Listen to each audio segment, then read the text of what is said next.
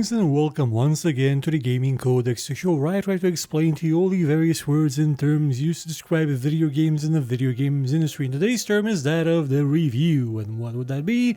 Well, according to the dictionary definition, a review is a critical appraisal of a book, film, etc. published in a newspaper or magazine. That is the dictionary definition of a review. Since the internet came along, it has been expanded. Well, since games came along, it has also been expanded. In the context that I'm referring to it here, in the context that we know of it in this game's world, a review is the appraisal of a video game in pretty much any format that we can deliver it in. That can be written, that can be audio only, that can be video. That can be probably an interpretive dance. I think I tried that once, or I was going to try it, maybe with a song. Did it with a poem once, a really long poem about Crusader Kings 2. Wasn't a good poem, because it was a review. Also not in English, so no point in talking about it. A review is an extensive and laborious process that requires the reviewer to understand the reviewed or the reviewee, depending on how we want to define things. The thing that's being reviewed, it needs to be understood, it needs to be treated fairly. But that doesn't mean that everyone will have the exact same review of the exact same product because of one very important reason. Reviews are not written by the same person. Different people will have different interpretations of something that is going to be colored by their experience, by what they have played before, what they have read, what they have seen, what they have done with their lives in general.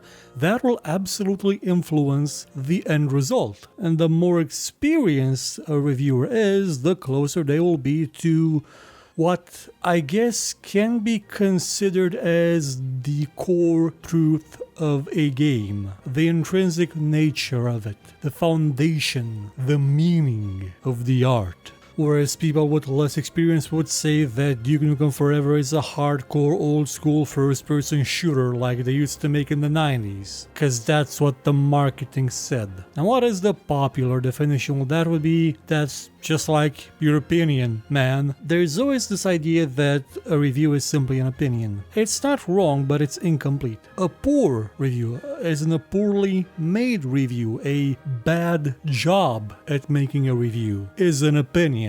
Because an opinion can be based on bupkis. That's why people always go, oh, well, that's just my opinion. How dare you say that I'm not entitled to my opinion that we should launch all dogs into the sun because I don't like them. In Romania, we have this really stupid saying that goes something like this. You don't discuss taste. That is generally used to shut down any sort of conversation about something. I say it's stupid because you can absolutely discuss taste. That's why cannibalism is illegal. I know that's kind of an extreme example, but you get the idea. A poorly made review is an opinion. I thought it was nice. You know, stuff like that. An actual review is work. And not just playing the game or finishing it. No.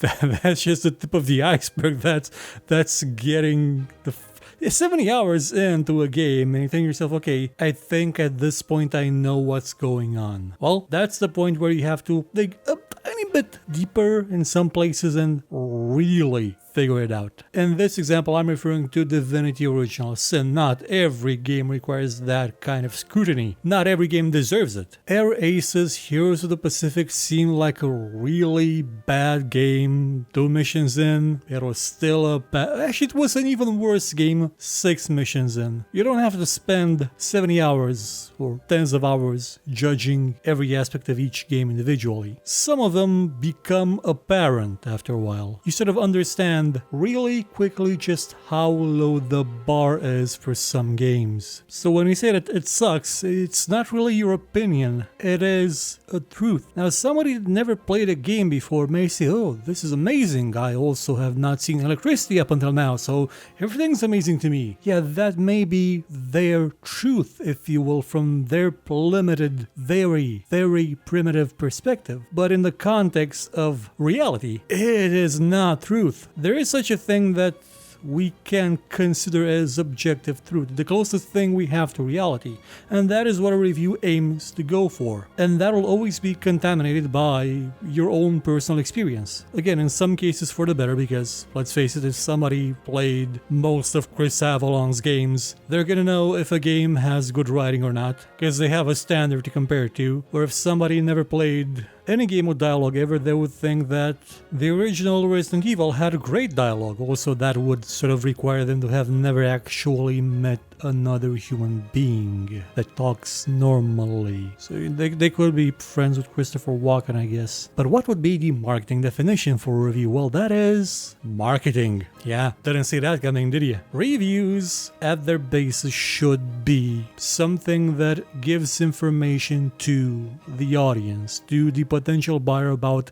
the game, the product, if it works, how it can enrich their lives, their culture, how it can be best enjoyed. You can also give feedback to the developers. You can highlight their work, their vision, their effort. Explain to those who may not want to understand or have the time to understand what the idea was. Or it can just be plain marketing. The gaming media, although it started with the idea of, hey, let's give people game reviews so they would know what games to buy in bar magazines so we'd make money. They realized quickly that, oh my god, the game company, the developer, the publisher is gonna pay us money to have their game in here and maybe a bit more to give it a better score. And well, this looks lucrative and totally not shady. Yeah, it's 100% legit. Super with. Let's do that then. And well, what turned out to happen was that some magazines were just outright commercials for games. You know, like Nintendo Power, that was owned by Nintendo. Pretty much every console had their own magazine. You weren't really getting reviews, you were getting ads that would say that, oh, all these games, they're the best ever. You should play them. Also, make sure to buy the magazine because some of them are so obtusely made that you cannot really play them unless you know what you have to do, and you'll only find that in the magazine because there's no internet.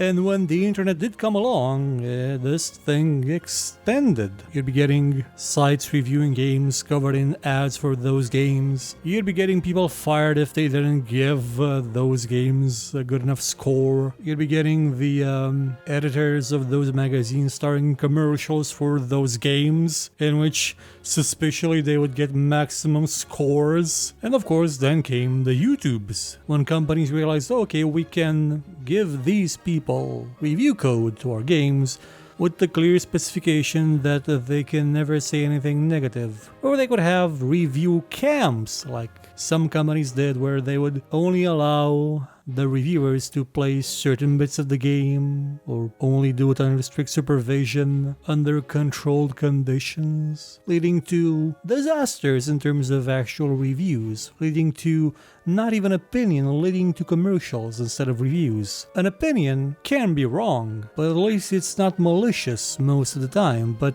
a commercial for a product that is not really what the commercial says it is, that is malicious. Also a bit illegal, but hey, it's not like there's any government body actually regulating reviews or anything, or commercials. People can just lie and get away with it non-stop. So closes another edition of the Gaming Codex. Come back next time for a brand new subject. Goodbye.